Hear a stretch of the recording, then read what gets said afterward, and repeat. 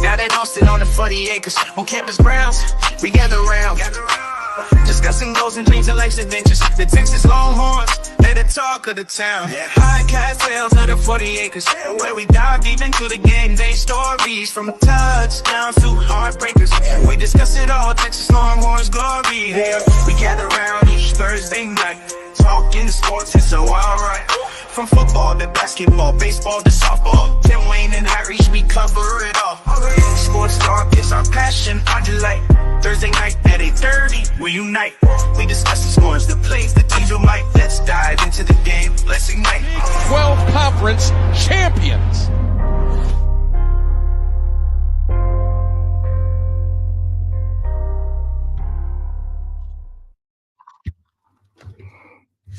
What is going on? What's up, you guys? This is the Longhorn Fan Battle Podcast with your boy Harish and my boy Tim Wayne. Tim Wayne, how you doing tonight, bro? Man, overjoyed. Overjoyed is the feeling. Less than a few days away. And with the information that we have gotten today and what's to come over the weekend, boy, oh boy, what a weekend. What do we have? What a weekend that we have coming up. We have a lot to talk about, and I knew that we were going to get an information dump today, like the Road to Glory. Couple things. First off, I was disappointed that we didn't get like a Road to Glory deep dive video. Right. Then we got the Road to Glory QJB video, which was 100 times better. Absolutely.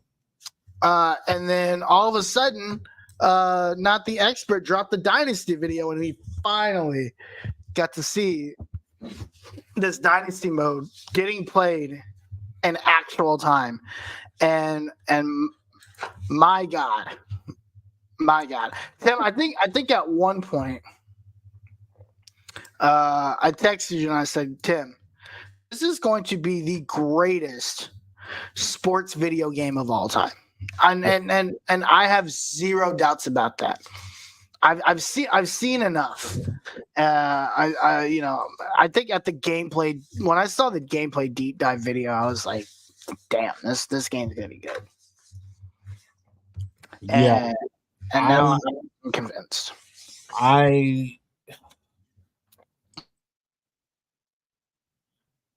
QJB, first off, if you guys don't know who QJB is a YouTuber. This guy's been doing Madden content for a very, very long time. He's done a lot of 2K content for a long period of time, where he basically does single player. Like if you're familiar with the 2K series, like My Player, Madden, for all my guys that are Madden fans, he does superstar modes and creative player modes, basically where he creates a player, he goes to a team, and he tries to make that team better, whether it's a sorry team or a team that's already stacked, He tries to make the team better. And he doesn't use like super godly type of builds. He usually does, the normal build for that player or for that specific I guess position, and goes from there. He's not going to be a 7-foot cornerback or 7-foot safety that's got 99 speed, 99 awareness, 99 everything. He usually makes a decent player, a decent player, and then he tries to like build them up. So he dropped about 2 hours ago. He dropped about 2 hours ago, and he dropped 5 hours ago.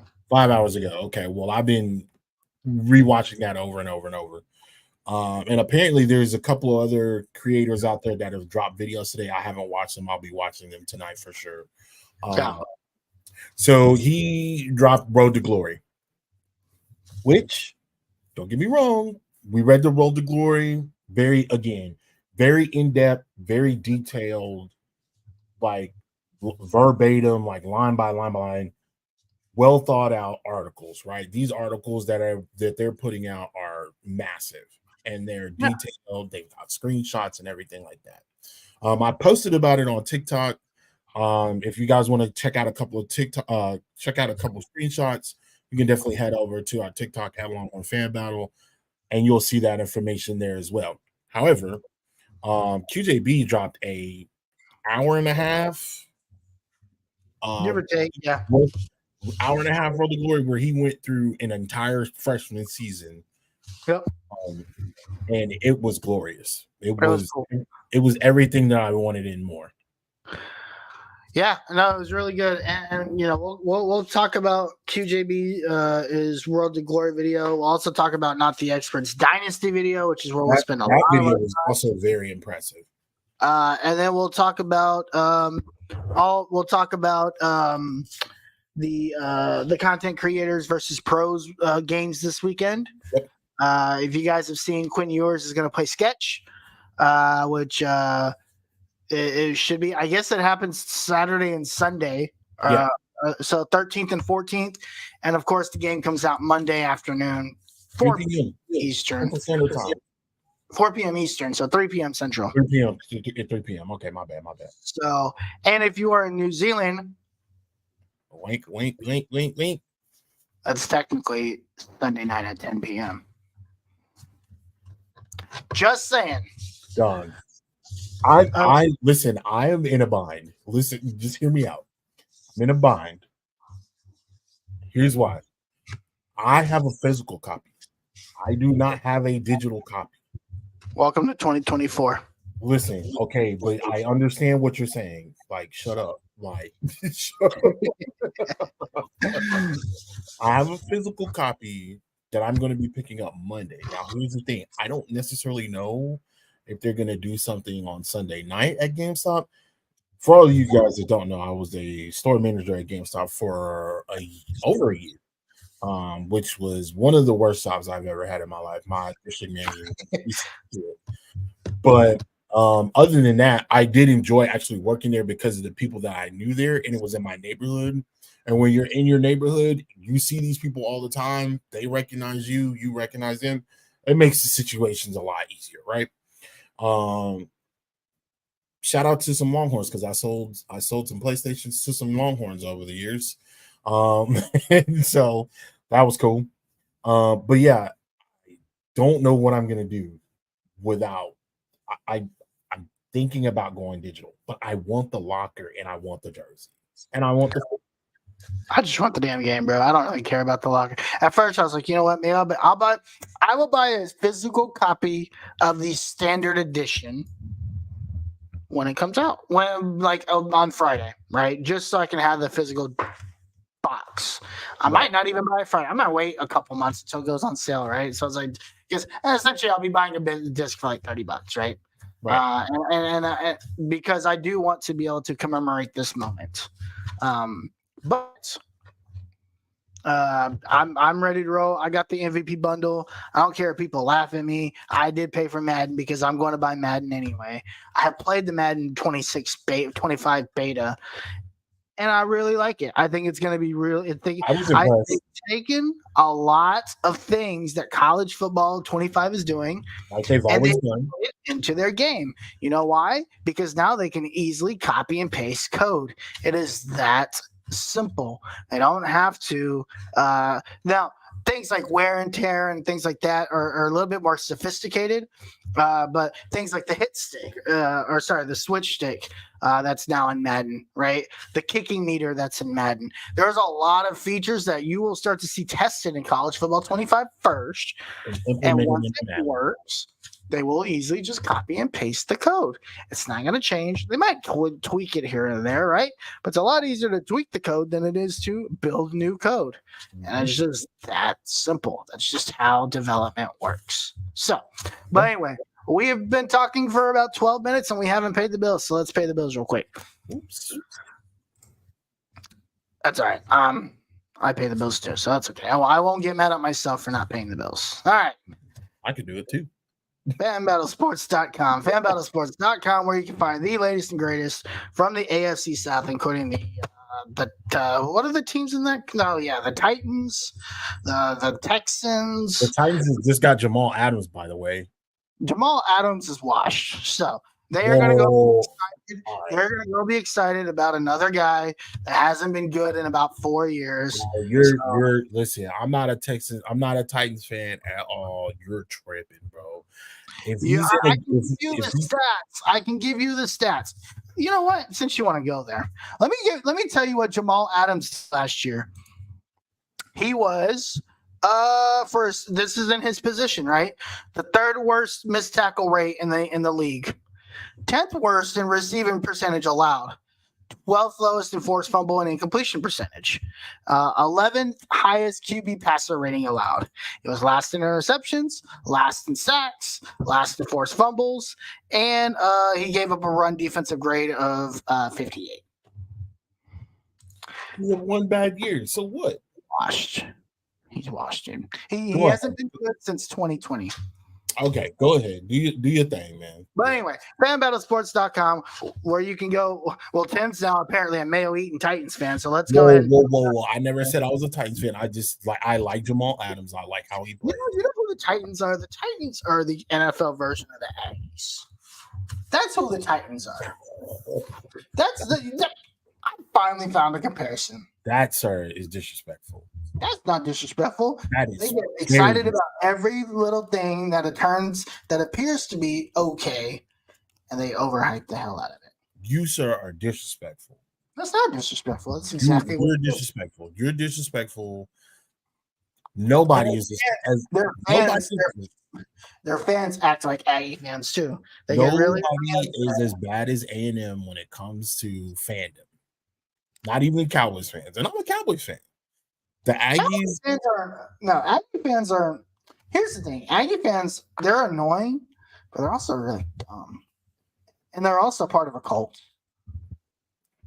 Like I would not classify Cowboys fans as being in a cult. No. We might be a little delusional. They're in a cult. We might be a little delusional. We might be a little, delusional for sure. But y'all are in a cult. Yeah. If y'all, I like you a lot, man. Be honest with you. If the Cowboys were a cult, you wouldn't be my best friend. I'm just being honest with you. I wouldn't be in the cult. As much as I love the Cowboys, I'm also very honest about what the Cowboys and what they do. I'm also like my mom. I love my mom because my mom's not a bullshit. My mom will tell me what it is straight up. We're not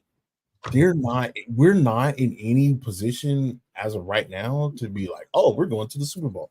No. We need to lock our players down right now. We need to lock our players down the best way we know how.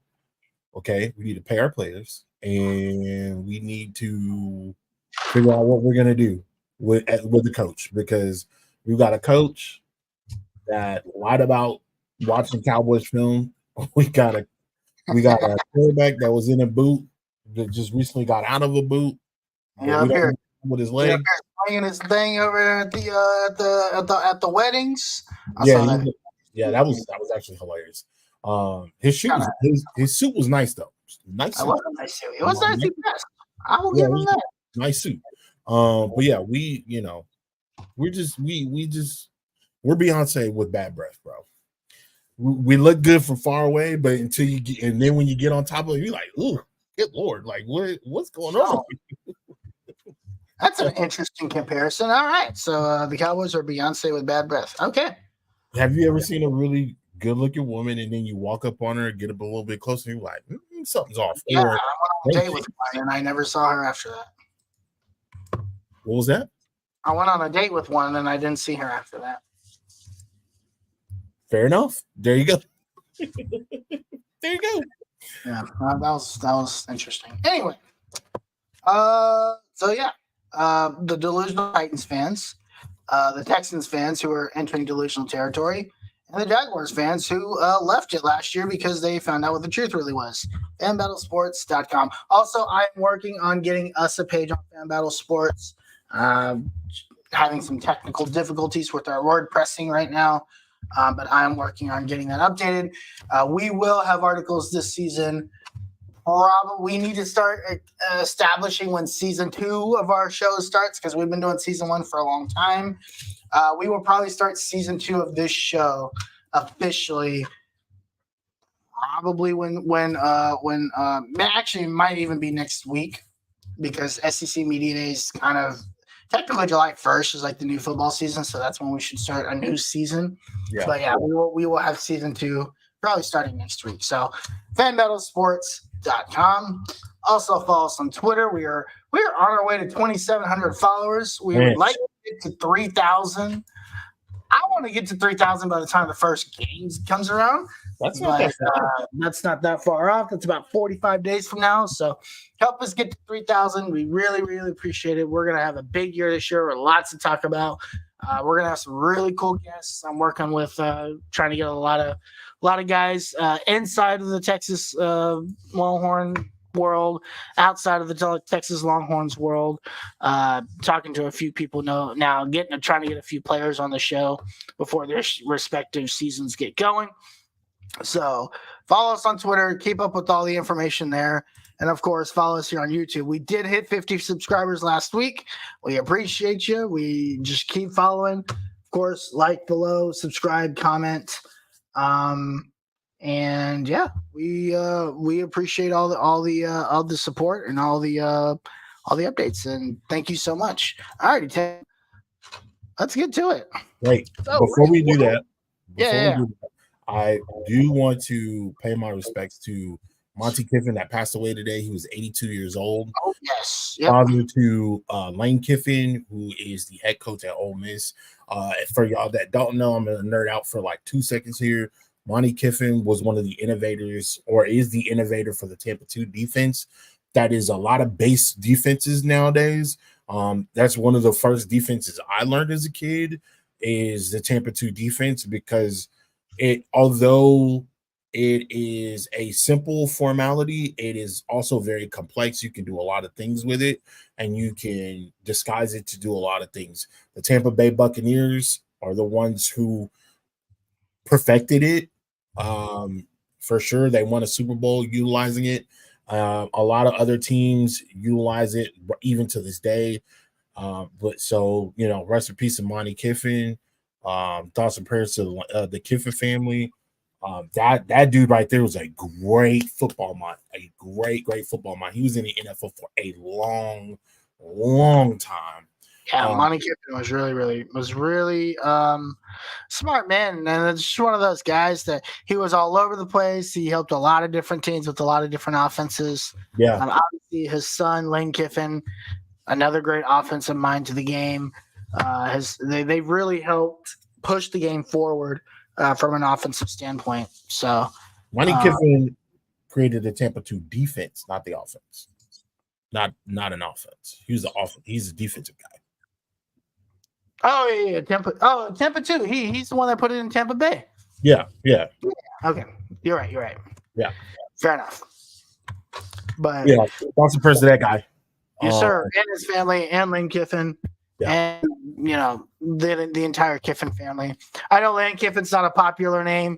But still, man, like, you only get one parent. You get 2 parents in your life, man, if you're lucky.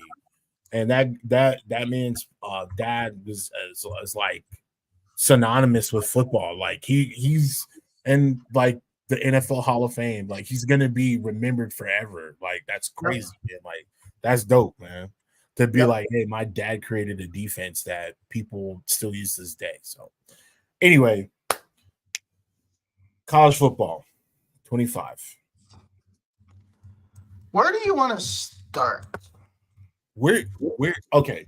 Let me just start out by asking this question again, based on what all of the stuff that you've seen, how have you felt since this entire week? This entire week, what are your thoughts on what you've seen this week?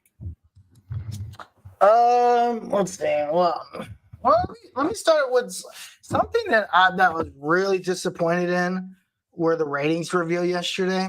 Mm-hmm. That's just one of those weird EA things where they don't their wording is just so terrible. Right. Because clearly the wording on the poster that they put out earlier this week or over the weekend said full roster reveal. Full roster. We have still only gotten the top 100. Now, obviously through footage that has shown up today and through other sources, you know, we have found out what some of these other ratings are, and I do want to go through that. That'll be part of our discussion today. We're gonna listen, guys. We're gonna show. This is gonna be a long show today. We're gonna have so much to talk about, but I think that's probably something that I'm most disappointed about. I honestly think the best content we got today was that video from Not the Expert. Yeah. Or sorry, the best content we've gotten this entire time has been that video. We wanted, and I think it's just mostly because the Dynasty deep dive is really cool. The video was awesome. Mm-hmm. The deep dive was really, really awesome, right? But it was really long. Right. I think actually seeing it in action, the recruiting is not as intimidating as it looks. Mm-hmm. It's actually very simple, right? Yeah. And that's the one thing I really wanted to see is like it's very in depth. It's in depth, but it's simple, and that's exactly what they were going for. Yeah. If you guys remember, we had Matt Brown on the show. We've had him on twice. We had him on most recently. I want to say like about a month ago. No. We had him on after that. We had him on. Yeah. Right after the trailer dropped, or right before the trailer dropped. Yep. So we had him on about a month ago, and he talked about, hey, one of the things they wanted to make sure of was they wanted to make sure that the detail of recruiting was there, but that it was still accessible by the casual audience. And I think this is very, very accessible by the casual audience. The one thing that I'm concerned about when it comes to recruiting now is what two things. And I think this is number one. I think this is just EA showing it off. Number two, I think it's probably been tweaked. The fact that he was a 1-star school and he got a 5-star quarterback and a 4-star receiver is very concerning to me. Well, yeah. I don't necessarily know, and we don't necessarily know, but even in previous NCAA games, and I'm going to assume that this is going to be the same way. Like you can adjust the recruiting levels. Remember in the previous games, you could do it at freshman, varsity, All-American, and Heisman. Most of the time, it defaulted as varsity. So, shout out to World Vision. Yeah. What up, World Vision? Let's go, my guy. We are very excited. But yeah, I'm hoping that he just adjusted the difficulty because that's the one thing to be fair, he was playing with Kennesaw State. He wasn't playing very good. He wasn't. The guy that was playing was not very good. I just think Kennesaw State is not a very good team. That's fair. That too. And I think that that's literally the point. If you are Kennesaw State, you are going to get your ass kicked by Georgia. That's literally the point. To be fair, we didn't really talk on this because we were in a party earlier today, but we didn't really get to connect on this. But there was, with these type of videos, I imagine, with them playing in the beta and getting access to the beta, there were things that they could not do. And I'm Yeah. pretty sure there was a list of things that EA wanted them to cover prior to them like doing things. So like me and JD, we were in a party and we were talking during the video, and he was like, yo, why is he trying to make a why is he trying to make it like a coverage check, or not a coverage check? Why is he trying to make an audible in Georgia Stadium and he's cold? I was like, I don't know. I wouldn't have done that. I would pick the play that I know that I want to run and go from there. I wouldn't try to make any audibles until I can either quiet that team down or make some type of big play to quiet the stadium down so that I can make the adjustments that I want to make. But what I think is happening is he had an itinerary, where he had to cover, check. Okay, when you play Georgia or when you play a big team, show the audience that you're trying to make an adjustment in the stadium, and you can't because you're a lower rated team. That's what I think happened a lot. It was still good. I still enjoyed it. But I think that's what the main point of those videos and what the videos that we've seen and are to come over the weekend, they all have an itinerary that they will hit. And we know this. We've seen this before. We've seen this before. Very scripted. Yeah. If you and women's wrestling highlights, I see your comment. I'm very excited to get to it because I noticed this too, and I think this is I think it's gonna be addressed in what I'm about to talk to. If you guys notice, when they start these videos, they say, "Hey, thanks to EA Game Changers program, blah blah blah blah blah blah blah, for Game letting me." Changers has been around for a long time. Game Changers been around forever. They are expecting they're very selective in who they pick because they want to get certain things across the board, right? One of the things they wanted to get across the board is it's not going to be easy to beat Georgia, the number one team in the country, a top 10 team that's, one of the loudest places to play, as a one-star team. Because guess what? In real life, that's not factual. And it's not going to rare. Happen. Very rare. It doesn't happen. Appalachian State's not going to go to the big house and win 9 times out of 10, right? It's just not going to happen. Right. But what they're trying to accomplish is these are the features we're trying to show off. I don't think these videos are as scripted as that, but I do think it's like, hey, I want you throughout the video to show off how difficult it is to make changes to this, right? Oh yeah, for sure. And so you notice that he says, dude, I've done this like 5 or 6 times because I want to know how long is it going to take me before I'm able to make this route combination adjustment. Right. And which brings me to this point. Can someone please explain why college football 25 commentary sounds so low compared to the crowd and the footage I just seen? I can barely hear the announcers, and I hope I don't have to lower the crowd. I think that might be tuning. If you listen to the commentary in the video, I'm gonna step back a little bit. The one thing I really wanted to hear is the commentary. Right. And when I first heard it for the first time, bro, I almost had tears down my eyes. It felt like, not only did it feel fresh, but it didn't feel scripted. No. And that goes to, Kirk Herbstreit and the guys and David Pollock and a number of guys that have been recording, and they've been recording for years. So this isn't just this isn't your typical college football game where you have 10, maybe 11 months where, you got to get stuff down the pike. You got to kind of get these things going. They didn't have a college football season that they had to work around. I mean, they did, but they had more time. Like, we forget, and a lot of people forget, this game was supposed to come out 2 years ago. It didn't come out 2 years ago. They delayed it. And then when they delayed it for a year. This game was supposed to come out in 2022. Or I'm sorry, 2023. I'm sorry, 2023. It was supposed to come out last year, and they delayed it. So they delayed it. So they have an opportunity within that time. And again, they were recording during COVID.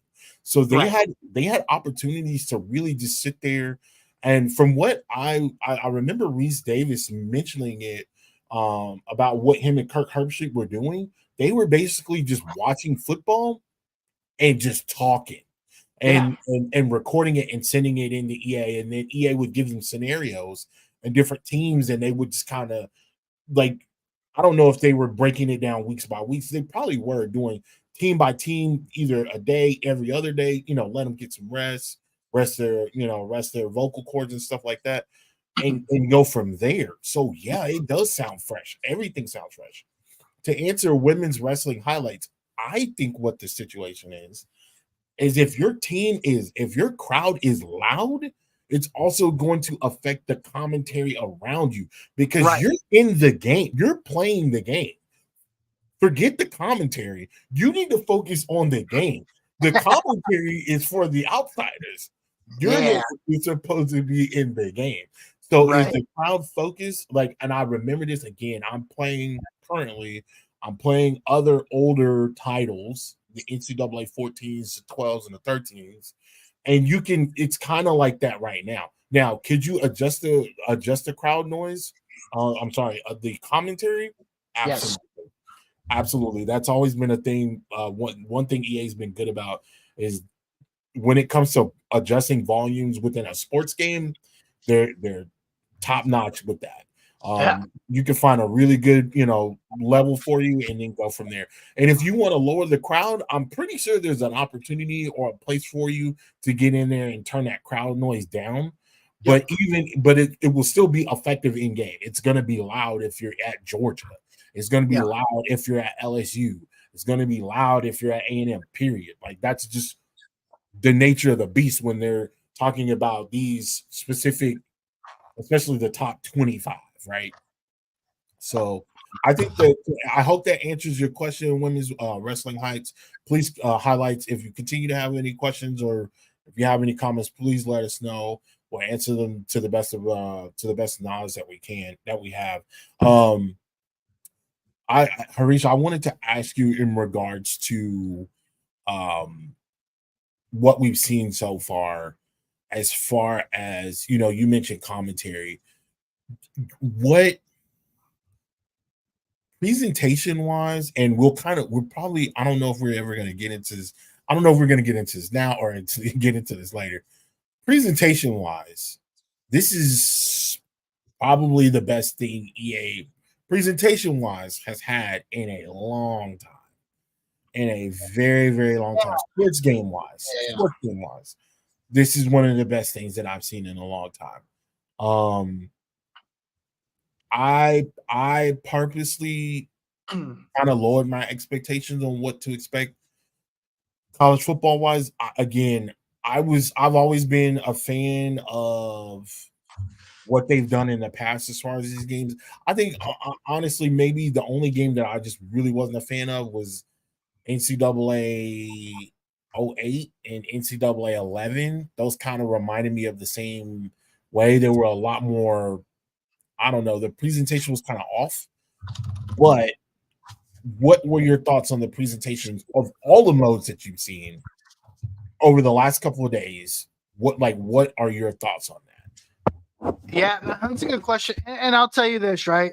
I had very, very high expectations because if you remember the first video they put out, or the first deep dive they put out on gameplay, their slogan was, right, is everybody is a fan of a school, right? That's essentially what they built this game. If you were to look at everybody has a vision and then you have pillars, and if you're looking at strategy, right? The strategy of the game when they were building this game was every fan is a fan of the school, or it's something along those lines, right? Or every school has a fan or something like that. Every school has their own fans, and they wanted to respect each and every single one of those 134 schools and treat them uniquely because, you're a fan of Texas. We're fans of Texas. I'm making this up. World Vision might be a fan of LSU. Women's Wrestling Highlights, they could be fans of Arkansas State, right? And they wanted to make each one of these experiences unique because of that. And that is something that they had said from the start. And knowing the older games and knowing that they've reached pretty close to those limits. I had very, very high expectations, and they've not only met those expectations, they have exceeded those expectations. Yeah. Right. Yeah. And earlier today we posted on our Twitter, and I think I posted it on TikTok. Maybe I didn't. When Texas scores a touchdown, the cannon goes off. Right. That is a big thing for Texas, right? Yeah. And I think, like, as a Texas fan, that is something. That's a tradition. That's a tradition that when Texas scores, when you score, kickoff, when you do all those things, the cannon goes off, right? Big events. The cannon went off during the when we were doing the SEC celebration. Like, that's something that happens at the University of Texas. It is specific to that university. There's a video that Not the Expert put out later, and it was kind of really focused on presentation. And one of the cool things was North Carolina. They have this guy who's like a famous guy, and he wore the number 22. Well, I didn't know this until I saw this. North Carolina, for this guy, specifically colors on their field, the 22-yard line is in blue. That is in the game. Oh, that's cool. So it's like little things like that only these fan bases would know about. I didn't know that was a thing until I saw this video. Like, well, when you think about that, that kind of goes back to what we were talking about with Matt.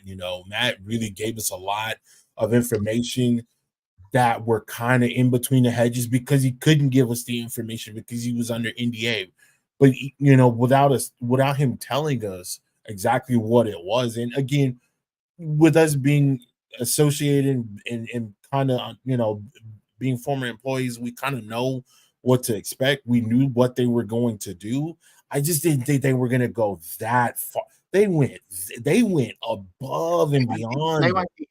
Yeah, it went really deep, dude. Like when Matt was talking about, hey, I got in contact. I can't remember what team or what specific team, but he was like, I remember him mentioning like, hey, like I talked to some team or some school. We'll just say LSU, right? I remember him saying, hey, I got in contact with LSU and asked him for the documents that they sent to EA Sports, and they sent them to him, and it was like 1,000 pictures of the stadium. 1,000 pictures of a stadium is crazy. Like, what do you need 1,000 pictures? Like, it was an obscene amount of numbers of like pictures and things of like that was sent to him. The fact that like even within I believe a couple articles ago, Matt mentions how they took each like this $30,000 machine and they scanned every trophy. So every trophy is in this game. Like every trophy, again, like every rivalry trophy. Yeah, we've seen it in the past, but to think like to get the detail, the devil in the details. The devil is in the details. So to hear exactly what they did to get to that point is crazy. Yeah, check this out. And I'm going to turn audio on. I think I can do it here because I want you to see this. This is actually really cool. Be careful if you have a guest, they will hear themselves. Oh, let me know if you can hear this. Okay.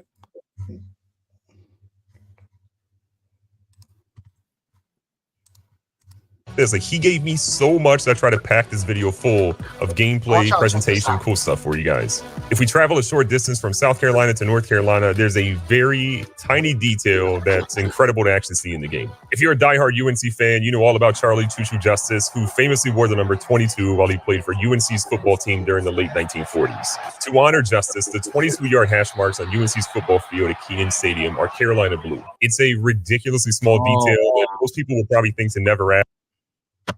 Like what? From the 1940s, that's crazy. The 22-yard line from from almost 80 years ago. Listen, boys, this again, I don't. You know what? I don't care if I sound like I'm glazing. I don't care if I sound like I'm glazing. All right, I don't care, bro. This is insane. The 22-yard line. And again, you might say, hey, what's the big deal about the 22-yard line? He just explained it. Like, that's a college tradition. That's what they do. Yeah. That's what they do. That's not something that was just brought up. That's not a new tradition that they created a couple years ago. They've been doing that for 80 years. Yeah. And it's in the game. And it's in the game. That's crazy. I remember kind of going back a couple years ago, prior to FIFA coming out. I can't remember what FIFA that was, but remember there was a small football club that was like one of the worst clubs in their division, and they won, and they dedicated their goal to somebody, like either somebody that had passed away, and it was like yellow. I can't remember this, but it was like a big deal. Not sure. Like the FIFA community went nuts because, again, this is a smaller football club. You know, they had been regulated for a long period of time because they just weren't good. And then they won their, I don't want to butcher it, but I'm going to say they won their division.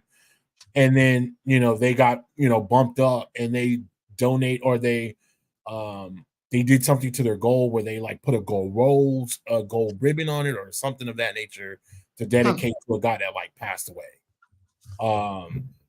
That's interesting. Yeah, that happened.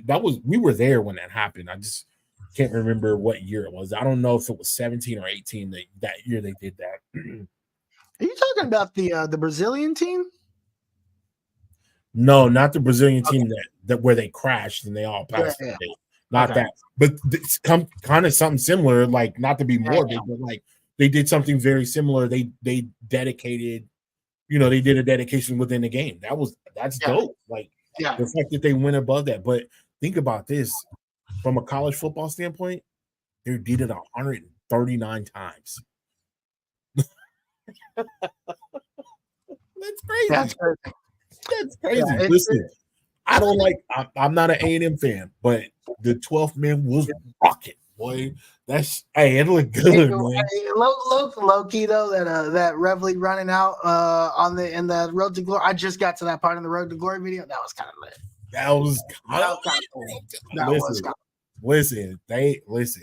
I want to see that intro again and then lose like 100-0 and post it on social media. But I mean, that was kind of cool. The actual Reveille 10. I'm literally going to make it a point to literally play as every team on that game at some point in time throughout the year. I'm gonna make it a point. Somebody's gonna make a video of all 134 entrances. I have to play it, dude. I gotta play it on my own. Like I've got to experience it on my own.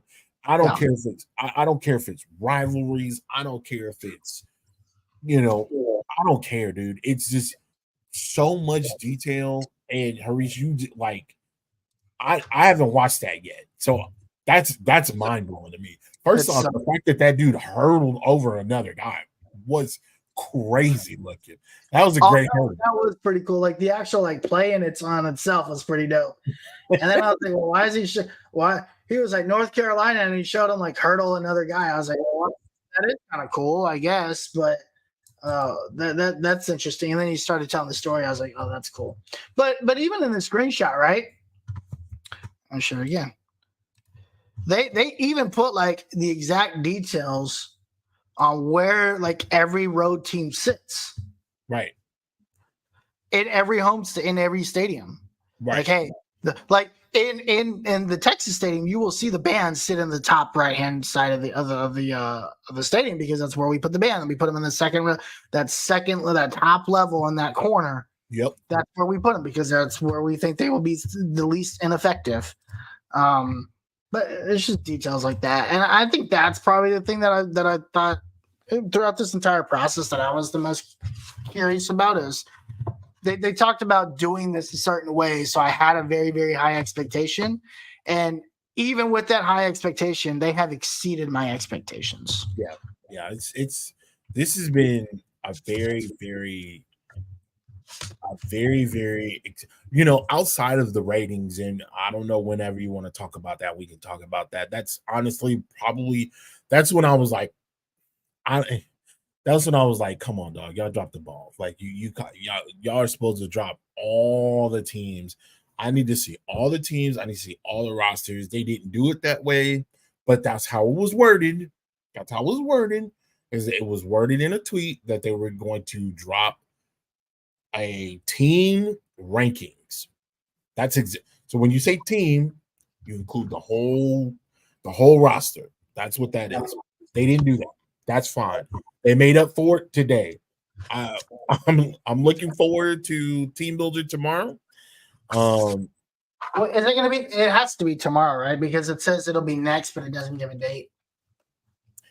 Oh yeah, you know what? That's right. At the end of that article, they did not give us. I think it's going to be tomorrow.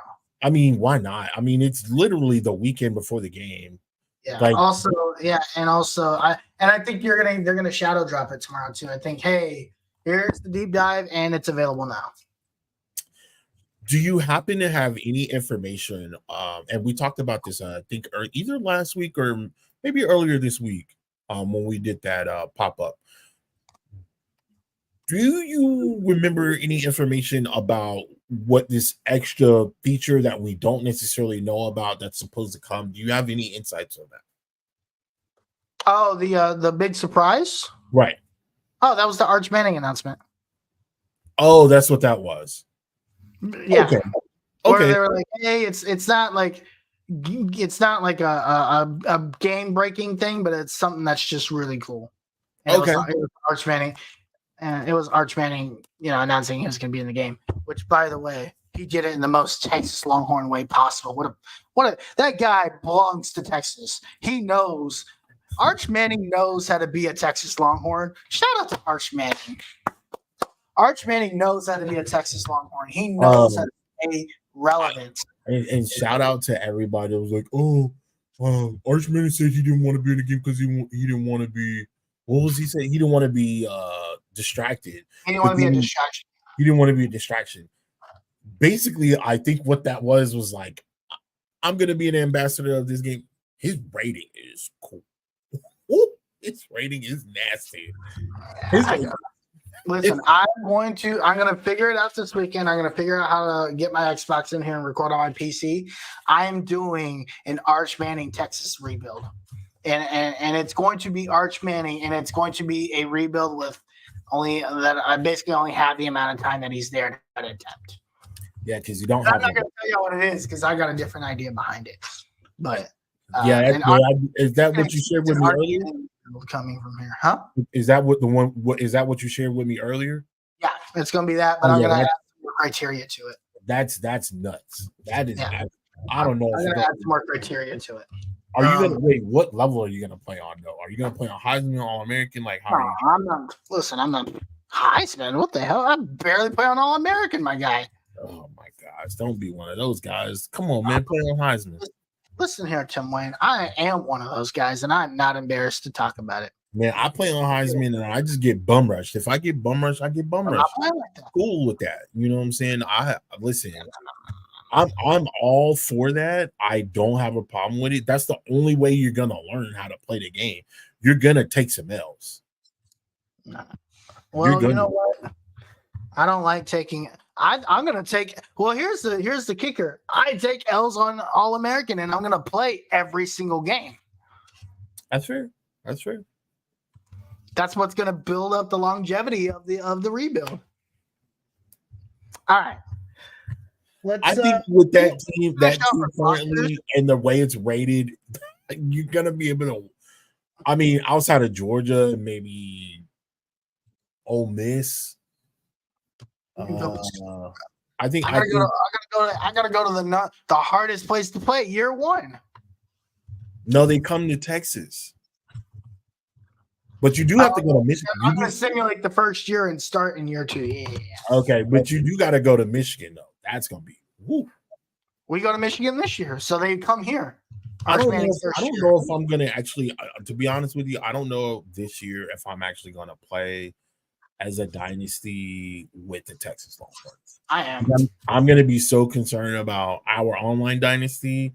I'm going to be concerned about, I'm not going to lie, Road to Glory won me over with Q. Road to Glory is going to be a blast.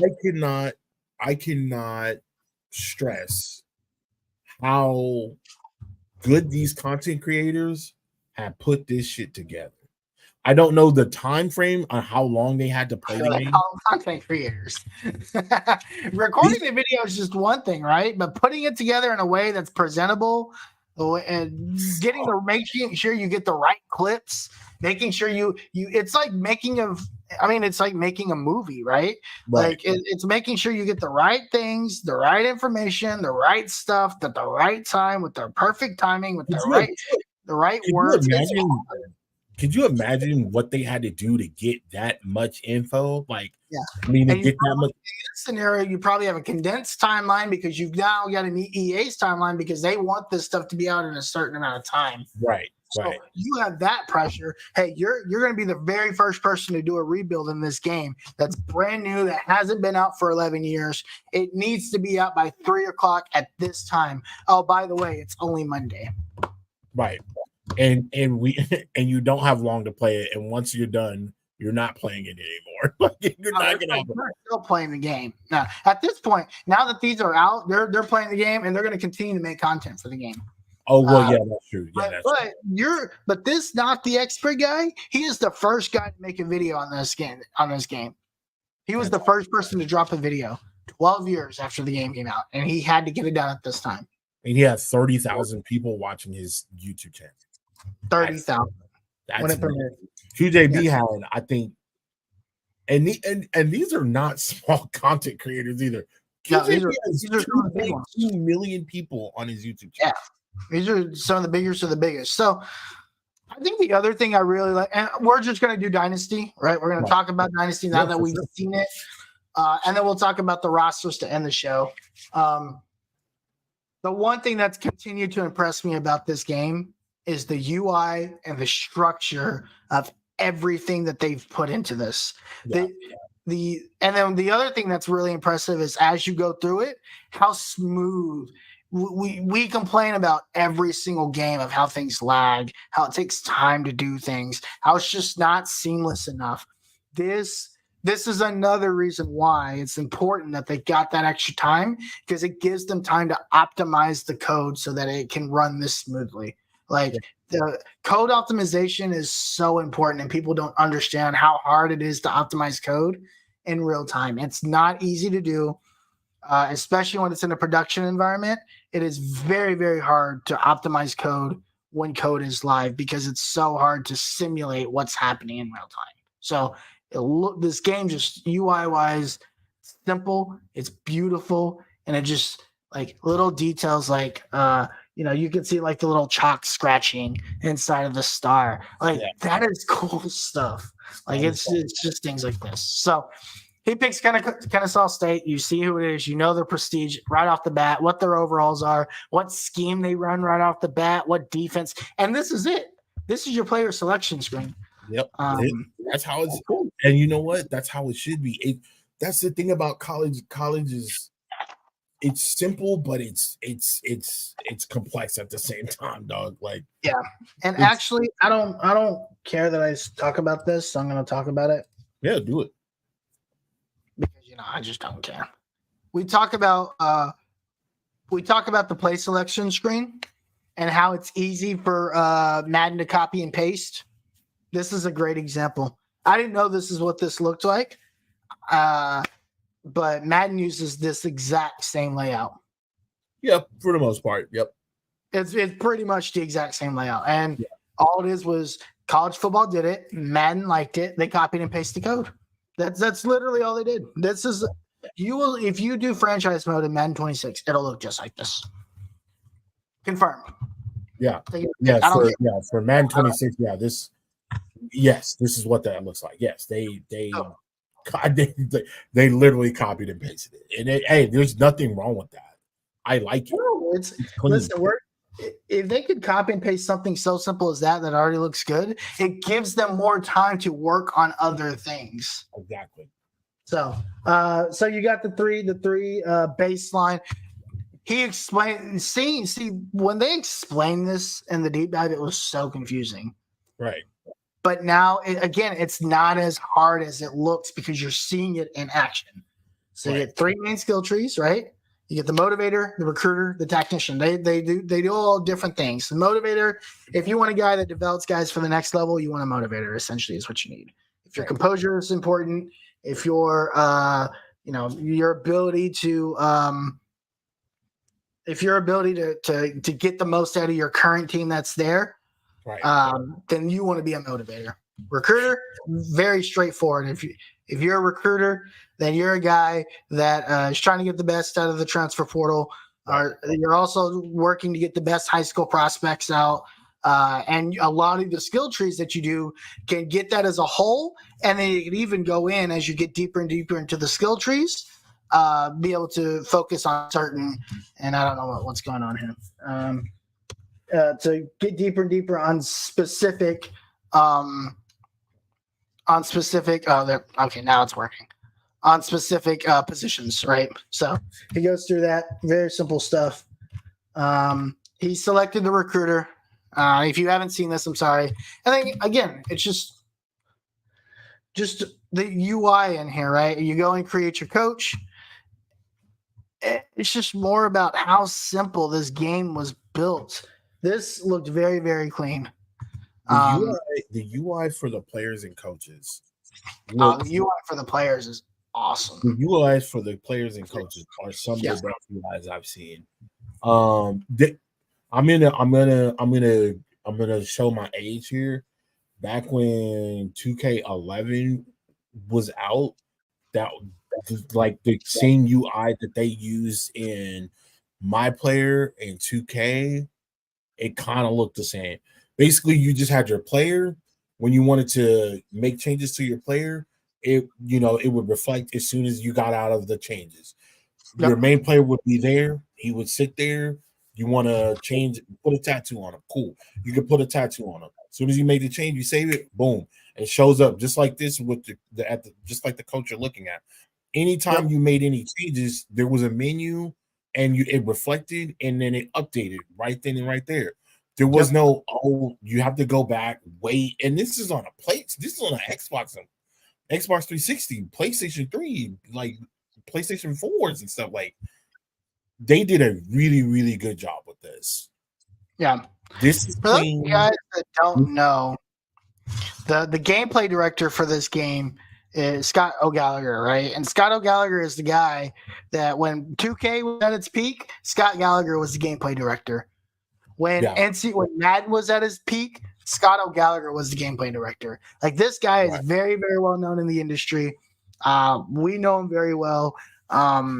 He's very well respected in the gaming industry and the sports gaming industry because he does stuff like this. This is his, and they brought him on because they knew he was the guy. And you can see his imprint. You could definitely see his imprint is all over. Yeah, his imprint. His design choice. It's all over this game. So shout out to Scott Gallagher, and then also thank you for coming back and working on this game because this game was that important. Right. So again, just the UI is simplistic. You can pick your playbook. You can pick your alma mater. The new thing here is picking your pipeline, right? As you can see, it's not just picking a state anymore. If you remember the deep dive, they talked about how specific metroplexes and specific areas had specific types of pipelines, right? So the Metro Atlanta area is the one that he ends up choosing. It's because it's closest to Kennesaw State. And they have like specific player types that are specific to this area. If I were to pick East Texas, big receivers. If I were to pick like Central or South Florida, smaller, faster receivers would be my pipeline. And that just all depends on the type of offense that you're trying to run, which he's trying to run a pistol offense, right? And so pistol offense, you want receivers, you want, big tight ends, you want fullbacks, you want those types of players that are back, you want a scat back, you want scat back, potential halfback that can possibly play tight end or an H back, whatever you A lot of versatility is what you need in an offense like this. Right. So, and then he played a 4-2-5 defense. I thought this was an interesting defense to pick. And I think he just used the default defenses for this, but you can change what defenses you want to run in the game. And then you guys remember in the older games, this is going to be similar when we talk about offensive and defensive aggressiveness. This is more for sim. So in recommendations, you can pick like, hey, I want to be heavy, pass heavy, or on offense, I want to do X, Y, and Z, and that's what this is. So Again, very simple, very clean. So we'll move on from there. This is a screen that you guys remember, right? You sign your contract. Details, Tim. Remember what detail? You know what detail is cool here, and you know that's what's about to come up. You've seen this, right? Yeah. Yeah. It's a graph. So he goes in. He has the graph. We, obviously job security. We talk about detail in this game. Just such a small detail. Made this so cool. You actually sign the contract. Like you have a signature. So whatever your name is, you will actually have a signature. We talk about details. Like this is what it means when it comes to details. And it's just so cool. All right. We'll talk about the skill tree. I understand a little bit more about the skill tree now because it makes more sense. So he picked the recruiter skill tree is what he picked, right? Within that skill tree, there's different, he picked the recruiter archetype. Within that, you have different, you have other archetypes that go into that. And within each of these archetypes are your skills. Right. So 3 layers, right? So this one is automatically, or you can't see my mouse. This one is automatically unlocked because that is what he picked at the beginning screen. So 1, 2, and where's I think it's it's recruiter, motivator, scheme. This is the 3rd one, right? Yeah. So those are the 3 main ones. In order to unlock the other ones and be able to get into those, you have to take your coach points and you have to accomplish these goals right here. Right. So he might have this. So right now, in order for him to get the next skill available, and then you have to take your skill points that you get up here, and you actually have to invest in those skills. Right. So right here, this is an archetype, right? He'll go into it here in a second, and I think he shows it off. I think it's the buffering on this is so bad, but yeah. You'll see here in a second, he's in the recruiter tree, right? The recruiter archetype. And within the recruiter archetype are all these. Jesus, you got to be kidding me. Okay. Change the what you call it? The settings. Bring it down to like 720p. It is on 720. Auto 720. There you go. Bring it down to 480. It's good now. Yeah. Okay. Okay. Maybe not.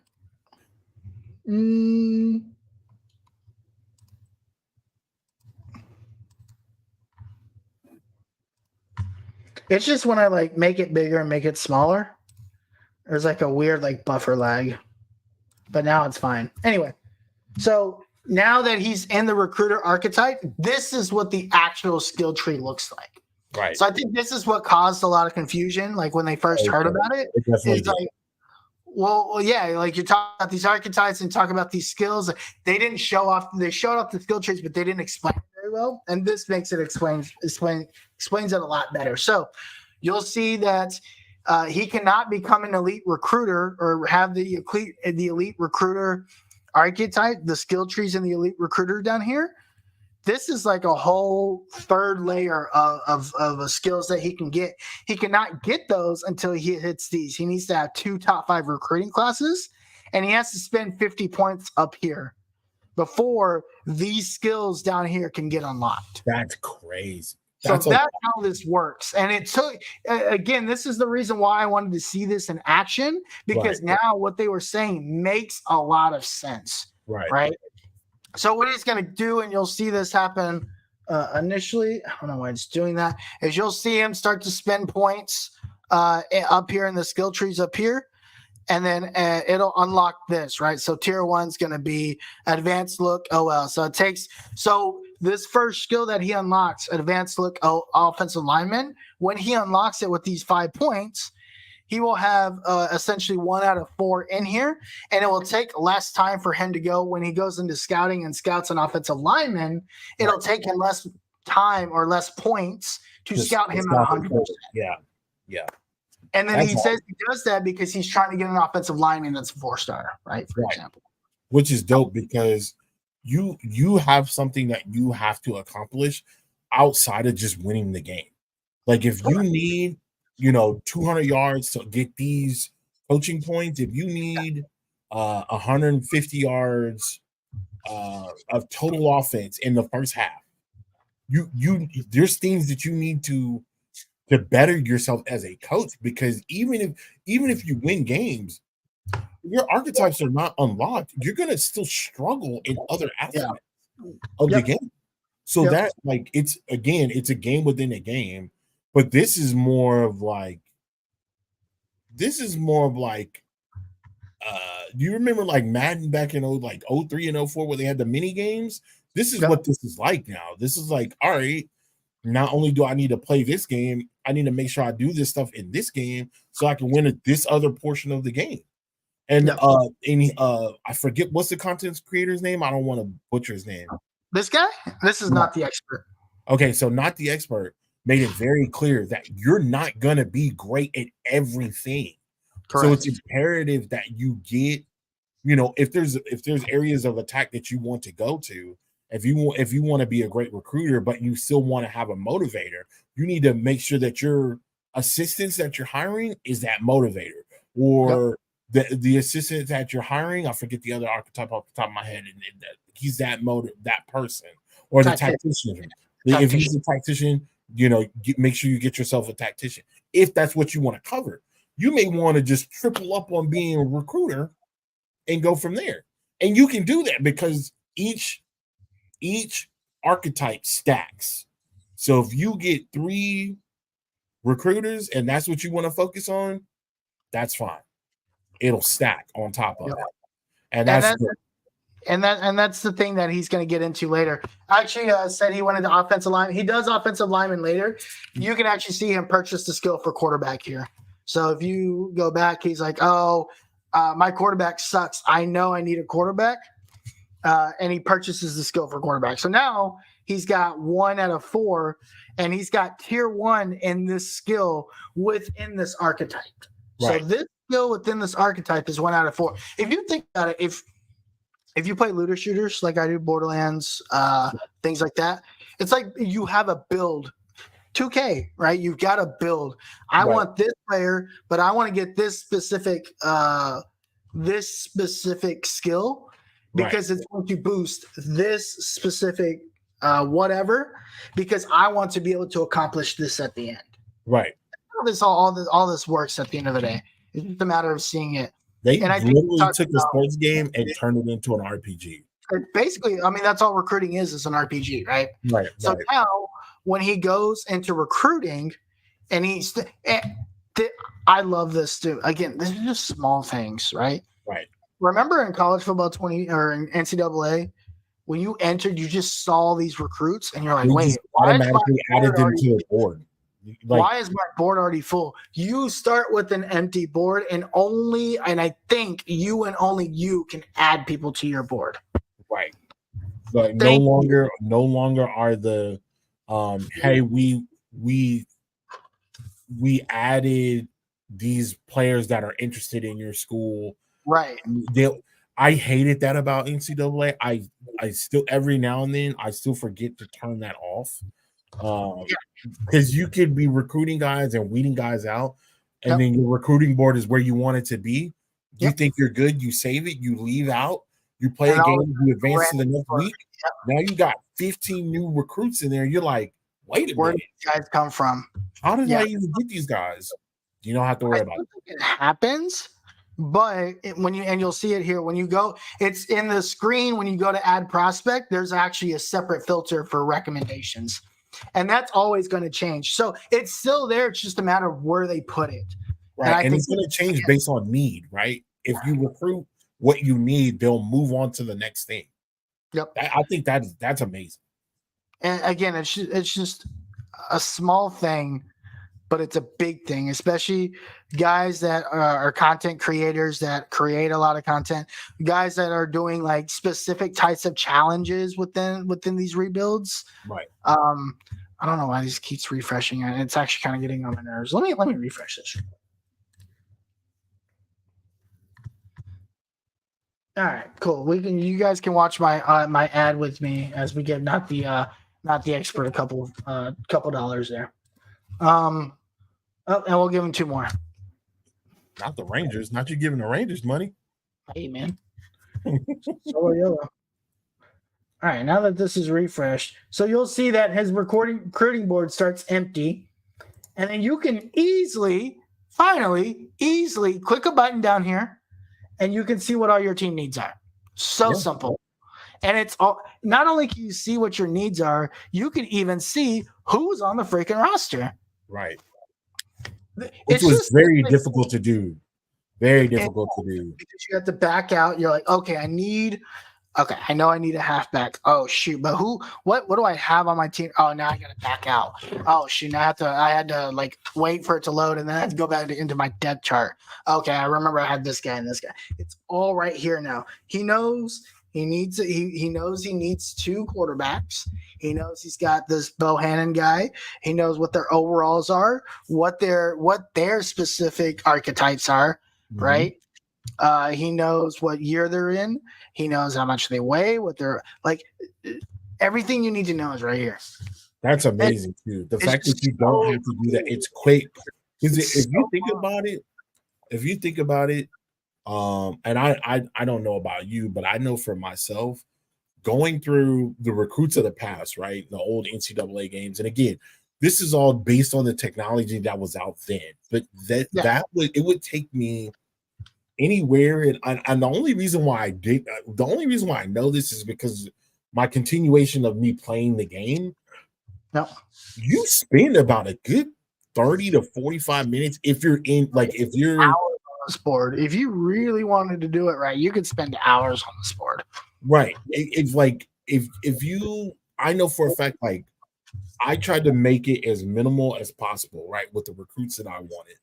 Yeah. Just because it would take forever to recruit every single player. That within itself, again, finding the needs that you wanted for your team, whatever you scrolling through, looking for gyms, and we'll touch that in a moment. But just kind of scrolling through all those players, and then on top of playing the game, one game it could go 45 minutes to an hour just recruiting, and then another 45 minutes to an hour just playing a game. Yep. This is gonna chop that in half. Yeah, I mean probably more than that, right? So yeah. But yeah, this is kind of the UI. I wanted to see what the recruiting board looked like in real time. We'll kind of skip from here. I wanted to show you the scouting, and then this is the other thing I talked about. Now you're still going to get your recommendations, right? Those recommendations are still going to be there, but it's its own tab and it's its own filter. And the recommendations they give you is its own filter, so you don't even have to have it like right there, which is really, really cool. It's just clean, right? And then you can see what your pipelines, what everybody's pipeline is, and what's level pipeline you've got, and that's based off of this pipeline is based off of proximity to home. I think that changes. So if you were to Georgia guys as a second tier proximity, that's because they're in the state of Georgia, and that's your pipeline. And it probably is less at 2 because it's probably like a different part of Georgia, right? So it's probably not Atlanta. It's probably somewhere else. Yeah, this is in depth. This is the overhaul, and this is amazing. And again, shout out to those guys. Again, shout out to those guys at College Revamp that they Really held it yeah. down for a long time. They held it down for a long time. They constantly rebuilding the game, constantly making NCAA 14 better. And so shout out to them because EA did openly admit that they did work with a lot of those guys from the revamped team to make this game what it is and what we see right now. This is a work in progress feature. So we don't know how long ago this build was, but I want to say this is I don't want to say this is a gold disc version, but this is very, very close to gold disc. Very close to gold. I think Not the Expert said this was an older version. This is still an older build. Right. But again, I don't think I just want to show real quick because he scouts a player, and this is actually kind of cool because this player was like 100 overall speed, which I thought was kind of cool. But again, I think that's just like based on like criteria that they put in there, and they probably like tweaked it a little bit to have a few different things to find some stuff. But you talk about like scouting and what and just how quickly he's able to do this stuff. I think is another big thing to call out. Very quick. Very quick. It's just so smooth. Like you can see no lagging. Yep. There's no lag. That was the thing with Madden. Madden was not good when it came to annoying, right? The UI. Yeah. So you can see what his attributes are because he's scouted it fully. And it's like, oh, wow, this guy might be pretty good. You can also, it's just a little UI things like when you found a gem, how it like pops up. Very, very cool. When you like offer a scholarship to somebody, which you'll see here in a second, the little shake hand emoji pops up because you've offered a scholarship. Just like little like cool UI things like that. But then he's able to like fully go through this whole thing all in probably less than a minute, right? If he was just doing this, he's probably going to do all this in less than a minute. Right. And that's just because it's him doing the video. It's taking a little while. I like the fact that you can go in and you can look at that's awesome. I like the fact that you can literally go in and see what teams. You don't have to do any scrolling. There's nothing there that's, you don't have to jump into another page. It's all there. It's all there. Timothy Warren says, yo, what's happening? What's happening, Timothy Warren? What's going on, my man? What's going down, Timothy Warren? How you doing, my guy? We appreciate you jumping in here. You got any questions or anything?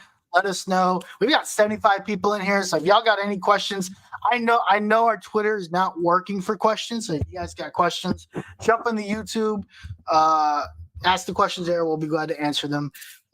We've seen enough of this game at this point, so I think we've got a pretty good baseline idea of how things are working, and we're just kind of showing it off. So we're just watching the Not the Expert video from earlier as he does a dynasty rebuild. I'm stuck in Dallas with no connection. Bro. So are you going to be back in Austin by Monday, my guy? Wait, is this TJ Warren? Yeah, that's the TJ. Oh no, TJ, my guy. Yeah. You are stuck in Dallas with no. Bro, we gotta make some moves, my guy. You gotta make some moves, man. You gotta make some moves. You can make some moves, but anyway, it's just like how simplistic it is and how easily he's going from menu back in Dallas. Ooh, brutal. Ooh. Yikes! Like, wait, hold on a second. Like back in Dallas, like you live in Dallas now? He lives in Dallas now. Yikes! Yeah. Oofta. Hey man. Yeah. I'd be putting my hand on my face too. Why did you move to Dallas now of all times? You know what? That's a conversation that we can have offline. We don't need to have that conversation here. I feel bad for you, my guy, but you better be ready on Monday. That's all I'm gonna say. You mean Sunday night? Sunday night, 10 p.m. Oh my gosh, man! I gotta find a way to get a digital copy. I might. Brutal. Yeah, I might jump out there and hit up one of the old homies. Like, hey man, how's it going? You mind if I get a code? You should help me out here a little bit. But But yeah, I think that's the other cool thing is how the deal breakers are laid out. It's very clear when you can't get to a guy because there's a deal breaker, right? Right. Very clear. I know who it is. I know why because it tells me right here. This guy is pro potential is what his deal breaker is. So deal breaker is basically like if you don't have a certain one of those 14 like attributes in a certain spot, you're deal breaker. Essentially meaning you can't talk to a guy whatsoever. Yeah. It's very clear because this is grayed out. It's in 14 you had the little lock and you had to go look for it. Here I clearly know that I can't talk to this guy. It's Right. very clear. I love it. I love it. And then this tells you down here why. Just little UI things that just make things simple. And it's like that you can still look at this guy like Khalil Boutte. You can see how things play out week over week because something could happen. Here's the cool thing. They're not fully committed until it's National Signing Day, right? So if you like something in this situation, it's not going to be the case because you've got to wait to see guys get into the pros. But if there's like championship contender, for example, is a deal breaker for somebody, and you start to win games and you win the conference championship, that deal breaker could go away because it updates live in season. So then this guy does become available, and you might have something else that could help convince him to stay. And so now you might want to adjust how you change your scouting because again, that is something that happens in real life. When people commit in this game now, it's just a commitment. They are not. It's not a hard commit. It's just a soft commit. I love that they put that in here. One of the things which is interesting, that could potentially happen also is like this is Khalil Boutte, right? His top choice is Ohio State, Texas, and some other team, right? Yeah. He could go to that school and not pan out, right? So even like let's say you're working on your next class, right? He goes, it doesn't work out. Let's say he goes from a 5-star to a 4-star. You have an okay season. Let's say you win 8-9 games, right? So you win 9-3. You won your bowl game. You look good. You may not have won the conference championship. You may not have lost the conference championship, but you were still there. Well, if this guy hops in a transfer portal, you can talk to this guy because he remembers that you've talked to him during work. Well, if you get to a point to where you can talk to him, he'll remember. Yeah, if you get to a point to where you can talk to him, you'll be able to talk to him. Yep. You know what I'm saying? And that is just because you don't get him now doesn't mean you can't get him later if you do what you need to do to get to where you need to be. And I know that sounds very general, but it's how it works in real life. That's just how it is. That's just how it is, man. You'll see where his top 5 schools are: Alabama, SC, LSU, Texas, Ohio State, and then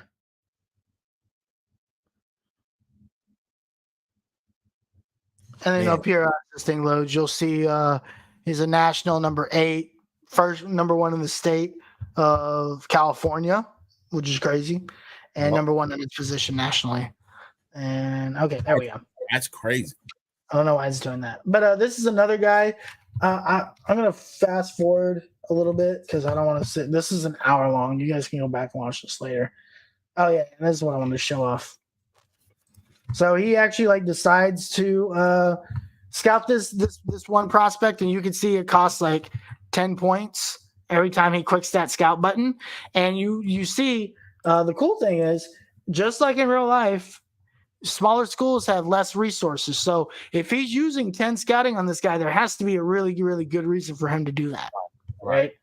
So I think this is so he knows that this Max Shelley guy is better because he's rated higher because it's already on the board. Right. He already knows based on certain criteria that certain pieces of work that he's already done. He already knows that this guy is higher than this guy. Number 1, because he's rated higher on the board. Right. Number 2, he's done his scouting on both of them, so he knows he's rated higher on the board. And number 3, it tells you right there that he's 13 and 12, right? And then, but he can't talk to either of them because there's deal breakers. Right. And even then, you still are able to go and see what it is that is there, what's available, what's not, and you don't have to jump and hop around to see this stuff. This is what was absolutely dreadful. Again, looking back at it and playing it now, it is harder to play that stuff now because just the amount of stuff and the amount of information that they were putting into these games, like those systems couldn't handle that. And now with this UI and how things have progressed, like all of this stuff is right there at the tips, and you don't even have to do anything.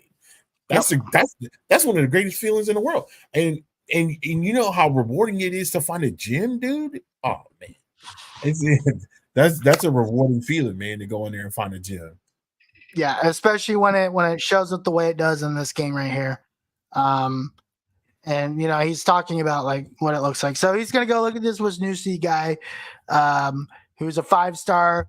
And again, I don't know what the tweaking on this is like. I think it's probably tweaked a little bit different in this just so they can show it off. But you'll see that he'll go in here, he'll take a look at all the schools that are interested, and then he starts to scout them at 100%.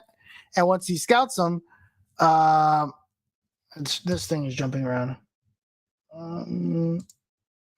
Yep. Anyway, so he looks at this Wisniewski guy. Tim is going to jump back here in a second. And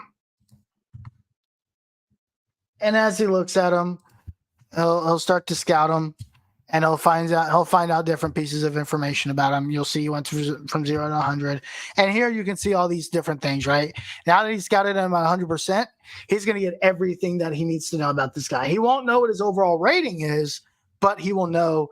He's got 91 throw power, 75 awareness. He's got 87 break stack, 84 deep accuracy, 84 agility. He's got 4. He knows 4 of the 5 abilities he has, right? So he knows his abilities are mobile deadeye, pull down, off platform, and extender. I don't know what any of these. If you're a Madden guy, a lot of these abilities are very, very similar. And he's got 2 out of 3 mental abilities. Remember, mental abilities, you can't get more. You can't change what you've got. But he's fan favorite in Road Dogg, and he has some sort of development trait that you don't know of yet. So, again, just more information you can find out as you scout more on him. And he's labeled, this other guy he scouted is labeled as a bust, and that's something that he talks about in the video. Why it's skipping that way, I don't know, but the video is skipping. So he's going to go focus in on this Wisniewski guy, and because that's going to become the top guy that he looks at. And I'll skip a little bit forward in this. Oh, help me watch my ads. And he essentially, this is the guy that he finds it's like 100 speed. But he'll go on to find other guys, and he's just essentially filling up his board, right? And then he's like, "Oh, I'm gonna go play Georgia." He goes to play Georgia, and this is just him like what we were talking about earlier, where he goes in and he's like not able to change the player. It looks like he's able to change the play. I think there's like a one snap where he like changes the play once so much that he ends up getting like a delay game or a false start. There it is. And this is what we were talking about earlier, right? A lot of this stuff is scripted and potentially scripted in a way. It's like, hey, show that you can't snap the ball. Show that you can't change the hot route and do it multiple times throughout the game so that you can see, like, unless something happens, you can't do it. So, right. Is he bad at the game? I don't know how good Not the Expert is at the game, but also at the same token, I think some of the things that he's experiencing is legitimate. Like Georgia scores and the whole thing, the whole screen shakes. So he kind of shows that off a little bit. And then you get back to recruiting, and now you notice that even though he didn't play well, he got beat like 70-10, and he didn't play the whole game. He simulated, and that probably adds to that as well.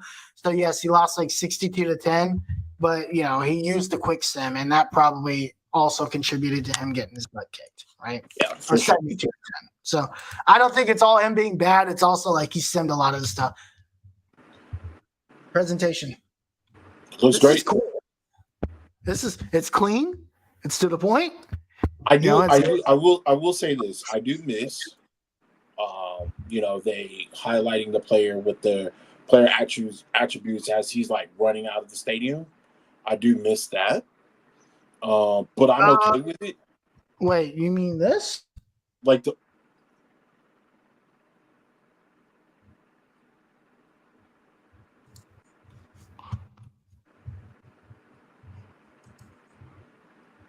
No, remember they would show they would have ESPN College Player of the Game, and then that player would be like running out of the stadium, and they'd be like high fiving the fans in the audience, and they would have like his stats underneath the bottom. This is old NCAA.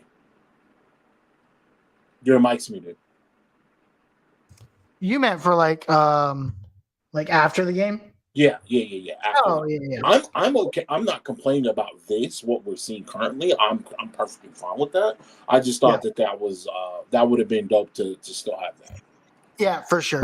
And I think there's little things that they can add later. So again, this is what Carson Beck looks like. And you notice, even though he got his butt kicked, he's still able to get enough experience to move up a level, right? And that's going to give him the ability to go add another development point, which this time he does it. He adds more to the quarterback because he wants to be able to, again, get that quarterback that he saw. And then he goes in and adds more to the offensive line because he's trying to get an offensive lineman to commit, right? Right. And so now you see more of the recruiting. You're able to see now he's got a little bit more. He's looking at his offensive coordinator. So remember they talked about if your offensive coordinator and you have like similar stats or similar developments, it doubles, and there's a different for that. You'll kind of show what those. You can kind of see what that combined. And you'll see what his stats are and how it combines to be able to give you all this like crazy boosts. Right. The two. So now he goes and gets, and this probably helps him with getting that 5-star to 1-star because he's got all these extra boosts added on top of it. Absolutely. So that's something to think about there. Yeah, man. This is a very heavily detailed game. The amount of work that they put into this is absolutely mind-blowing. So for me, and I think me and you both agree, if this wasn't the same game, I think we would enjoy the game just as much, just because of the sheer fact that it's not been around for so long. But the fact that they went and did this and said, hey, we need another year so that we can put in what we want to put in. Yeah. I'm perfectly fine with this. I thought it was a great decision. I think when this game does come out, and of course, there's going to be tons of stuff from now and until Monday. I think we're going to see this might be one of the highest rated sports games we've ever seen. I don't know. I don't know. Sure. I don't know what the highest rated sports game is. I know there's a lot of 2K5 guys out there. It's time to let that shit die. Like that's over with. I understand why people love the 2K series when it came to football, but if it was so great, they would have kept making more of them. They did. It's done. It's dead. Let it go. This, obviously, and again, we haven't played it, and if you want to say I'm glazing, cool. In my opinion, from what I've seen, and what I've heard, this is the best sports game that is hands down. Yeah. That's just what it is. Listen, I don't like the ratings. We could talk about the ratings. We could close out with the ratings. We could do whatever. I'm down. This is still going to be one of the best sports games to ever come out. That's just what it is, man. This is amazing, dude. I never thought we would get. This is what I was thinking we would get 3-4 years from now. They're giving us this from the jump. I'm very interested to see where it goes from here. There's just another presentation thing. just to see Yeah, based on what's going on. Like that's, and then you can change the panel and you can see the other side of the bracket. that's awesome. That's so cool. Like you Yeah. had to used to be like go in and look at the thing or wait, right? And then there's the conference championship celebration that he shows at the end. I think this is it, right? Where they win where this is Conference USA, or they win the conference championship game. It's just more presentation stuff. The presentation, the UI are probably the gameplay is cool, right? I think the gameplay is very well. It looks very smooth. This is just the things. These are just the things that add to it. And then he's gonna fire. That's the other thing, right? Again, another Dude, presentation. he straight up whacked his assistants. I was not. I wasn't. He's like, yeah, these guys suck. So I'm gonna get them out of here.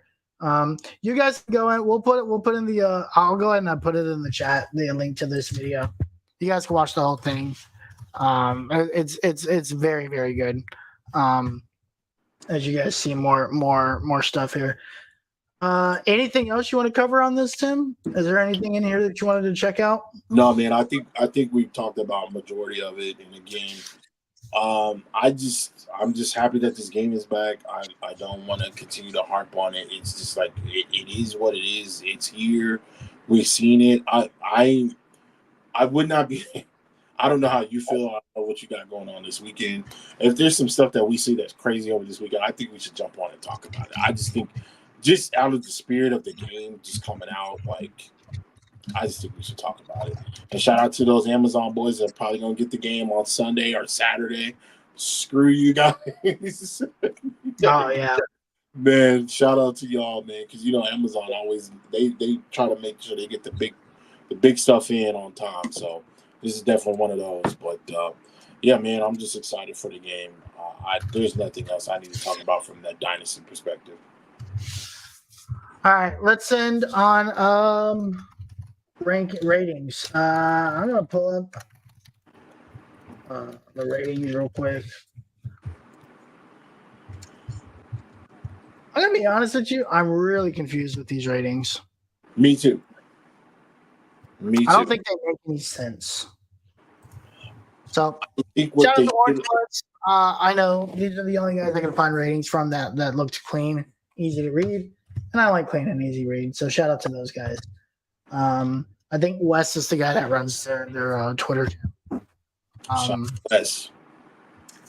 But yeah, so these are the ones that we know of, and I think we found out most of these through like other ways. Again, just genius marketing, right? They let Josh Pate put out a video on how he played it with Texas, and now he was there. He showed off some of their rating. Just a smart way to do it. Just marketing this game was smart. Yeah. Well, CJ Baxter, all bad, bro. I'm going to throw you a follow there, my guy. But these are some of the ratings that we know of. Quinn obviously is a 92 overall. I'm fine with it. I don't think that he should be the highest overall rated quarterback, which he isn't. But I also don't think that the highest rated overall quarterback should be the highest rated overall quarterback either. I don't believe so either. I think Carson Beck should have been the highest rated overall quarterback. I do think he's the best quarterback in the country coming into this year. I think Quinn Ewers is probably 2 or 3. You can argue each way. I don't even think Shedeur is top 5. I don't think Shedeur's top 5 just because of, again, one of the major ratings is injury, and he was definitely injured last year. So I didn't look at his injury, but I'm hoping it's not like in the 90s. It definitely shouldn't be in the 90s. It should be in the low. Well, it makes awareness 98, so you just don't know. That's his awareness is more like 50. But listen, I don't have an issue with anything that Shedeur said. I don't have an issue with Shedeur Sanders. I mean, I don't have an issue with Shedeur Sanders. I have an issue with the media that pumps up Shedeur Sanders in Colorado. That's my issue with them. Right. You know how they talk about how like players or people hate teams because of what the media make them to be. Colorado is one of those teams. I don't dislike Colorado. I don't really care that they're an irrelevant school, but the media makes me dislike them more. Right. It makes sense, man. It makes sense. But we'll talk about Arch here in a second because I think he's getting some of that same treatment. He's definitely getting the same treatment. Isaiah Bond, 88. Wait, let me ask you this. No, go ahead. I'll let you finish. Go ahead. I'll let you finish. Okay. Silas Bolden, 86. Matthew Golden, 86. You know, somebody put their speed ratings, and I thought they underrated Silas Bolden's speed. 92 is still fast for a day one game. It is. A day one game. But Isaiah Bond is faster than a 92. I'm sorry. What should his speed be? I think it's more like 95. Isaiah Bond is that fast. Dude, they're saying Isaiah Bond has Xavier Worthy type speed. Like he can run a 4.2, 4.3. Man, that's nuts. So he's going and he's a very good route runner too. Isaiah Bond's gonna have a really good year with Texas this year. Just wait. Yeah. I actually thought CJ Baxter was kind of high. You think so? Yeah, and I think the reason why I think that is because he was hurt so much. Well, yeah, he did start off. I mean, but you got to think about how. But he did play. He started out slow, but he ended very well. He ended very well. True. His last three, when he came back after Jonathan Brooks got hurt, he did play well. Yeah. So I'm okay with the Jonathan Brooks. I'm sorry, CJ Baxter rating. I didn't think that was an issue. Where I felt there was an issue, I think my guy Anthony Hill is low, bro. At least an 88, right? At least an 88. Like, what are we doing? I'm just saying, bro. Even he even made a tweet. He tweeted about it. He was just replied to it. He's like, that's disrespectful. Yeah. I'm very happy to see Andrew Makuba and Trey Moore both at 89 overalls. Yeah. In that video by Not the Expert, where he put the Texas long national championship game at the end. Mm-hmm. Trey Moore actually has a big hit and a fumble recovery touchdown. Nice. And it looks sick. I need to watch that. I need to watch that again. Cool. So Trey Moore, 89, very happy to see. Andrew Makuba, 89, very happy to see. Malik Muhammad, I thought was a little low. Yeah, I think he's just as good as his cousin. And he's I think he should have been at least an 88. At least an 88. Listen, I would put him in that. Hey, this second actually be pretty good this year.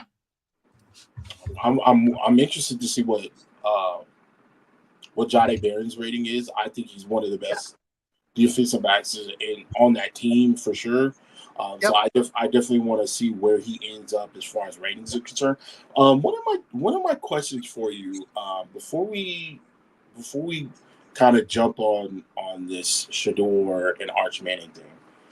Do you think these ratings are based off of nepotism? Nepotism has been a really big conversation within the last couple of weeks, honestly, with the whole LeBron James thing, him making contact with teams saying, "Hey, don't draft him. If you do, we're gonna send him to the Australian League." That's actually pretty funny, dude. So there was a couple of teams that was interested in drafting him, and Rich Paul, which is his agent, makes sense. Basically his uncle was like, "No, like if you draft him, he's not gonna come. He's gonna go to Australia and he's gonna play in the league in Australia. So don't draft him." He was literally calling teams that were interested, or talking to teams that were interested, and when they called, he said, "Don't draft him." Until they got to the Lakers. That's fun. That's hilarious. So do you think those ratings are based off of nepotism? Yeah, nepotism. Yeah. Listen, I think Shedeur Sanders was rated higher because his dad, who his dad is. I do think that. I think Arch is rated higher because of who he is. And because they both got NIL bags. I don't care what anybody says, Shedeur got an NIL bag. Oh, for sure. Well, you see, he's one of the highest paid athletes in the country. Yeah, he definitely got an NIL bag. So, the guys that got NIL bags is very obvious who they are. Right. So, Yeah, I definitely do think nepotism played a role in all this for sure. Okay, that's fair. The only reason why I ask is because, again, that's been the talk, within the last couple of days, even with Shador and the Big 12 Media Days, they asked about the ratings and things like that, and Coach Prime said that Shador was rated too low, which I'm like, he's the best quarter. He basically said Shador should be at 95. And I was like, okay, but you're Deion? Yeah. Yeah, said, I don't listen to anything Deion says. I don't watch any of those clips. Listen, I still love Deion the player. Something sane. Unless I know it's something sane, I don't watch anything he says. He was he said he thinks Shador and Travis are going to be rated, drafted 1 and 2 in the draft next year. Dude is smoking crack, bro. I'm just telling. I just let it go. Fair. Okay. Well, yeah, I'll just end that there then. You believe me and you both believe it's based off of nepotism, which is fine. There's not going to be a lot of these guys. Man, that looks good. This is another really cool celebration. UCF, they got their first off, they got their powder blue jerseys. Oh, did you know West Virginia didn't even unveil their new uniforms yet until the gameplay came out today? Yeah, they the Broncos did the same thing. Well, they didn't want to reveal it yet. It was not scheduled to be revealed today. But then Not the Expert put out that video and they're like, well, since NCAA ruined it, here you go. Yeah. But yeah, the Boise State did the same thing. Well, no, they didn't leak it, but they basically used game clips as their trailer for the reveal of those uniforms. Yeah. Shout out to Texas Baseball News. Texas Baseball News. Hook 'em horns. Baylor earlier when the trailer came out, that's how the Baylor uniforms got unveiled too. Hey, listen, man, I'm all for it. If you have a new uniform and you want to use that game as a precursor to get fans hype, it's actually smart. It's really dope. The fact that they're even putting these new uniforms in the game is fantastic. I love it. Yeah, it's super dope. The thing I wanted to call out here is the just again, every school is its own, right? The cool smoke. The cool smoke when UCF scores. Just another detail that's just super cool. This is amazing, dude. Just the way this is moving, just the way oh man, it's so good. Oh, that's a bad pass. I think he was actually doing this on purpose because he wanted to show the mascot kind of moping around, and he was basically like, hey, can you find the mascot? Which I actually haven't been able to find him, but I think there's a reason he was trying to do this. But he finally scores, and you see the mascot running and celebrating in the middle of the field. That's awesome. Like that. Look at the snow, man. That's crazy. Remember playing in a snow game used to be a big deal? That's awesome. Yeah. I wonder if they showed this one. Might be the Golden Gopher.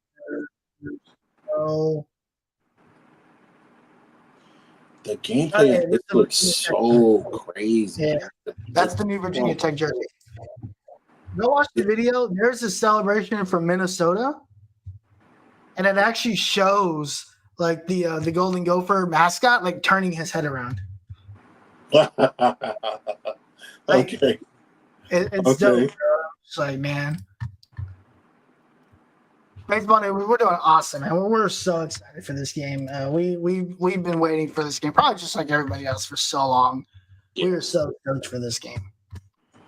So we're doing good, man. It hits different because where we came from and what we've just endured over the years, man. This shit is, man. I never thought this, man. If you think about it, our first interaction was like this, maybe 10 or 12 years ago, whenever NCAA was at NCAA 11 or 10, one of those. 11.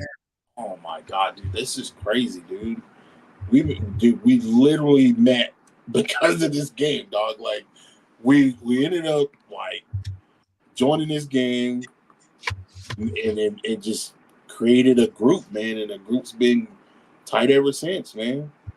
Yeah, it's crazy. Just a group of gamers that just wanted to play college football and play each other. Now we got that opportunity. It's crazy time, man. It's just insane. I'm trying to see if there's anything else that I want to cover. I'm good. I'm good. I'm just ready for the damn game to come out. Man, I'm good too. I think again, I think we'll get more information. And Team Builder is what I think it's going to be. The way this game is going to be, it's going to be full of detail. Whoa. Whoa. Hold on, Texas baseball news. Wait a minute. Hold on a second. Let me check something out. Y'all, but got some huge baseball news tomorrow. Oh, this is at Texas Portal. Hey, whoa. You don't just stuff like that. No, he came in and dunked it on us. Bro, listen, hold on. Wait, I got you, fam. Wait a minute. Shout out to Texas baseball news and coming in breaking stories and then dipping out. I appreciate that. That makes us look real good, dog. Listen, I just sent you a DM, my guy. I don't know why. But hey, y'all reach out to Texas baseball or follow at Texas Portal on Twitter. Shout out for breaking news. It is breaking news tomorrow. We appreciate it. We got to get out of here. It's 10:30. I want to eat. Have you been watching Receiver? Have you watched it at all? I plan on watching that tonight. Watch 3 episodes and it's good. It's good. Okay. Again, I kind of wanted. I didn't. I don't know. I wasn't really feeling the cast. I'm not gonna lie. I do like Justin Jefferson. I do care about, of course. Like he's really, really good. I gotta tell you this: George Kittle's wife is awesome. George Kittle's wife. That's what the thing. I was just like, I'm not a big George Kittle guy. Like I'm not either. I respect his game. He's a monster. His wife is cool. I didn't realize they didn't have any kids. They don't have kids? They live like the life I live. Right. Just newlyweds, basically. You still on that newlywed stage. Yeah, I mean, we're about to hit 3 years. Yeah, we're just having a good time. The newlywed stage, from what I understood, is from 1 to 5. Once you get from 5 years, you're good. Welcome on, man. We appreciate it. Yes, sir. Before we go, I just would like to say thanks everybody who stuck it out with us. Again, this is a great time. Shout out to Matt the Pen Brown. You know what I'm saying? He came in again, giving us information to the masses, feeding it to us, staying on top of it, being diligent. I had imagined within the next couple of years there will probably be another Matt Brown, but this is the guy. This is the guy to bring it all forward. My man Harish, again, thanks to you. You're really good at building relationships and jumping out there and talking to people. That is not necessarily my forte. And again, I understand, you simply just get out there and you talk to people. I appreciate it. Again, man, we here, dog. This is it. Yeah. This is wild, man. It is very exciting to be here. We waited for this very, very long time. It's crazy because we're getting this game along with probably one of the most important times in college sports, and that's just unheard of, man. This is wild. This is a wild time, man.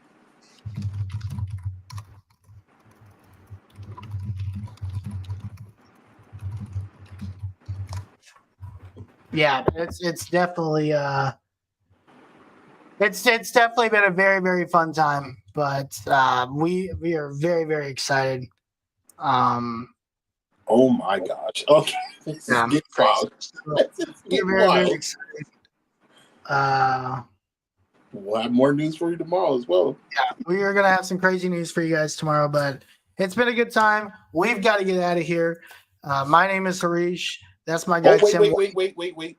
Before that, we have a major announcement coming tomorrow, 11 a.m. Central Standard Time. Make sure you guys stay tuned to the channels. I will be releasing some information that will come at 11 a.m. Central Standard Time. So just be on the lookout. You don't want to miss that. Okay, 11 a.m. Eastern Central. Hey, I have no idea what Tim Wayne's announcing. He just told me something was dropping. We're going to start the on the road to the giveaway. Oh, okay. Well, hey, no. Yeah. I'll just have more information before everybody come out. Didn't know what it was. Yeah. Okay. Cool. All righty. Well, my name's Harish. That's my guy Tim Wayne. We're out of here. Peace. So Gabriel. Go home, touchdown like the end zone. When the circle turn to my home, can't get